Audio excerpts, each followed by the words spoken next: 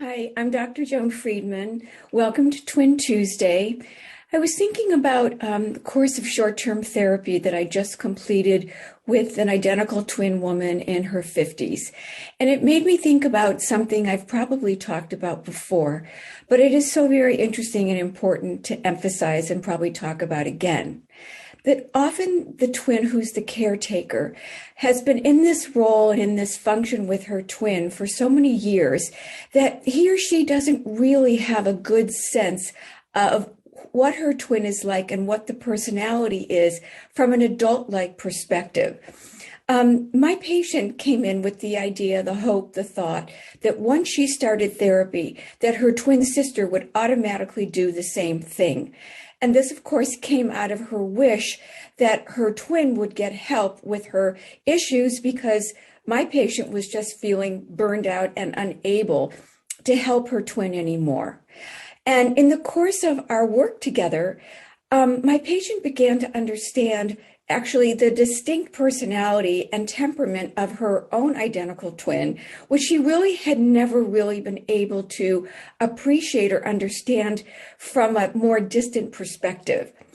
My patient is this very upbeat, optimistic, forward-moving woman who could not understand why her twin is always feeling victimized, depressed, the glass is half empty, everything bad happens to her.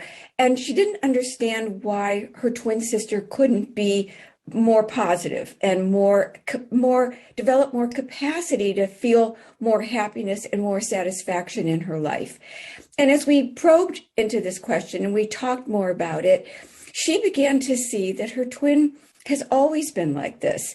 And she remembered a very amazing story that I think they were about 10 years old and they were sharing a birthday cake. And her sister blurted out, "Why do I always have to share a birthday cake with you?" And my patient, who never had any qualms about sharing anything that she had, said, "Well, why didn't you ever say anything? It would have been fine with me for us to have our own." So it's very interesting. And my patient, I think, left with this clear conscience that knowing and understanding that her twin's personality has very little to do with hers, and there's really nothing she can do other than understand that this is the way her twin is organized and how she operates in the world.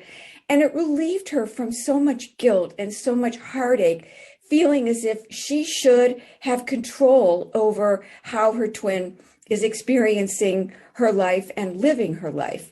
So it was a wonderful example of how therapy can really give you a better subjective perspective of the people that you're dealing with and to really help twins, and I'm certainly guilty of this too, with this expectation or illusion that you and your twin are thinking and feeling the same way about so many things. It is one of those very important facets that we have to work through in therapy. So thank you so much for listening, and I'll see you next week.